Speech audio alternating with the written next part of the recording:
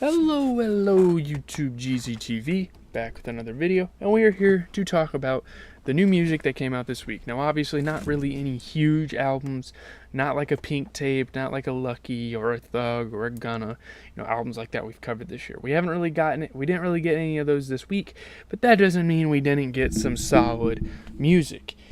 Starting off with Lil TJ's album 222, pretty much the main event of the week. Because, yeah, Lil TJ's not one of my favorite artists, but going into this project, he set a high, he set the bar here. Man, I don't know. This album is really fucking good. It's really underrated. I feel like people aren't gonna listen to it because it's Lil TJ, and it's not really a guy people have listened to for a couple years. Ever since 2021's Destined to Win, it's not really an artist that's sought after. After years after his standout features on Polo G's and Pop Smoke's albums. Lil TJ's sophomore album showcased an artist creatively growing beyond his beginnings with noble cuts and smash hits all over this thing. For his third album, he maintains that same authentic yet commercially savvy approach. 222's impeccably sleek production style gets augmented. Unflinching honesty, ballads, all sorts of different tracks on here. A balancing act stays constant throughout. Sincere rawness, pop tendencies. You have the Kid Leroy on here. He dips back into the drill of his state of emergency period with 504, and while moving into an R&B space with artists like Summer Walker. On the latter half, he teams with New York rap legend Jadakiss for a very personal track and collabs with the unstoppable Young Boy Never Broke Again over the warbling boom of a track, Project Walls. So yeah, a really dope project, and this really surprised me. I'm not gonna lie, I did not expect this to be as good as it was. I know I sound like a hater, but I'm not a huge Lil TJ fan, and that's just kind of how it's been on this channel for a while. But yeah, he definitely impressed here. Moving on to a song I'm not that excited to talk about. It's a Post Malone single. It's Overdrive. I know the concert happened in St. Louis, and I'm kind of in that area. Yada, yada, yada. Everyone's sort of talking about it. But this track is not that good, and Post Malone overall hasn't been good since, I'll even look. How long has it been since I've listened to Post Malone consistently? It's probably been a good 4 years since I've listened to Post Malone on a consistent basis. I guess 12 Karat Toothache had a couple of good tracks, and I'm definitely not excited for Austin. Who knows how many tracks I'll even be listening to off of that, if any, when the album comes out. I've listened to 3 singles. I feel like that's enough. He's overstayed his welcome a little bit and hasn't really added anything to his genre. But moving on to King Von, posthumously dropping Grandson. Obviously, rest in peace to King Von. Some pretty iconic songs when he was alive, and you got to appreciate that. Again, this is another artist I'm not a huge fan of. But, when you have an album with G Herbo, Polo G, Lil Durk, T Grizzly, 42 Doug, Hot Boy, Moneybag, and Moneybag Yo. I had to listen to this. Those are all really hot artists right now. And his estate over at OTF and Empire did a really good job at bringing a solid project together here. Gangland with 42 Doug was absolutely fire. But yeah, I don't really have much to say about it. There's not anything super impressive. I don't want to sound like a fucking hater at all.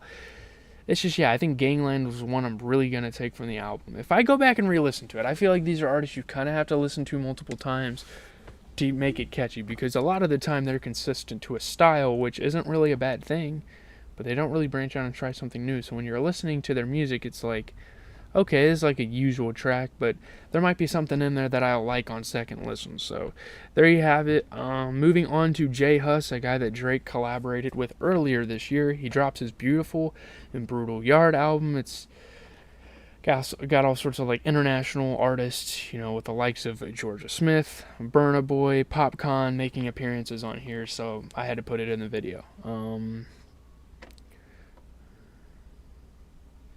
Just like, better leave this hanging.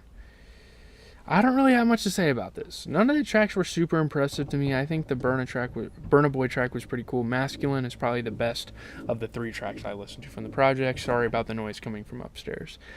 Let's move on to Quavo and Future's new track, Turn Yo Click Up, because man oh man was Future's part on this track amazing. He turned his click up on this one. He bossed the fuck up. Future always with some crazy flows. he's not underrated, but man, people just overlook his flows. I hear people talking about Gunna damn near more than Future on a lot of social media platforms nowadays, but Future has some crazy flows, man, and he showcases them on every feature, on every album he has, and I believe Future and Metro Boomin have an album coming out in 1 to 2 months, so that's really exciting too, to kind of hear his voice again on a track and see what he's been working on. Lil Nar, Chief Keef, and Young Nudy come together for PB&J. Chief Keef never fails on a guest verse. Let's be honest, he always goes hard, so that's something you can always count on from him. I'm not a huge fan of Lil Nar, but Young Nudy and Chief Keef is a collab that is inevitable. I don't know if they collabed before this. I'm sure they have. They kind of rap in that same vein, kind of like that geeky trap music. Yeah, I'd love to see Young Nudy drop another project soon, and obviously Chief Keef is supposed to drop an album, but I don't know. Well, let me look at Chief Keef's page here. I think that album got taken off his page. Almighty So is supposedly coming out in August. He already dropped 2 singles. It's coming less than a month for now. I'll probably listen to it, honestly, in its entirety and give you guys a review, because I really like Chief Keef. And yeah, PB&J is a cool little track with 3 trap artists. Dave East drops his new album. Shout out to Dave East. He literally raps like Busta Rhymes at times. Fortune Favors the Bold is this album. And there's some pretty cool features on here. Kid Capri, Cool and Dre. Corday. There's Coi Leray. Ghostface Killah, Tyga, G-Eazy, Ty Dolla $ign, Jadakiss. All sorts of different features flooded on the album to show how much he means to the rap community. Dave East represents New York rap in a unique way, respected and appreciated across hip-hop generations. He has neither conformed to any one style nor hopped on an ill-fitting wave. As such, his Teflon-strong discography holds up while many of his peers crumple and rust. His Def Jam return comes nearly 4 years after the auspicious release of his Survival album, a productive period marked by a steady stream of mixtapes and other projects. Across its 24 tracks, he recognizes the hustle necessary to stay relevant in real time. Very bold, genuine tracks, appearances by artists as seemingly desperate as Coi Leray, G-Eazy, and Kid Capri reflect his ability to stay true to himself while inviting other talented figures into his world. Veteran MCs, Ghostface Killah and Jadakiss, bring their perspectives on certain tracks, yet solo moments on this album do more to reinforce his growing legacy. So shout out to Dave East. Again, another artist I'm not that big of a fan of, but there were 3 pretty solid albums that came out this year, so hey, that's a win in my opinion. Moving on, Too Rare and NLE Choppa, a duo that's kind of collabed a couple of times, in the past and made some decent hits. Obviously, all of their songs are going to go viral on TikTok. This song was kind of goofy. It was another one of those kind of drilly, use a random sample and throw it on a track. And, yeah, I don't know. I don't really know what else to say about it. It's what you would expect out of a Too Rare NLE Choppa collaboration up to this point. Dame Dollar, Mr. Damian Lillard. You guys know I'm an NBA fan. You guys know I cover NBA on this channel. So it is so dope to see Dame Dollar finally drop another track with the way it goes. And you can tell he's kind of been working on his music style a little bit and taking some inspiration, because this is a very revitalized Dame Dollar. It's so crazy to be talking about an NBA player's music to this day. He still kind of has relevance in that regard. That's all I have to say. It seems like he is really been going for it. Zach Bia dropped a little EP album, whatever you want to call it, Learn to Fly. Obviously, Zach Bia rolling around with guys like Yeet, Drake, Lil Yachty, kind of that whole camp.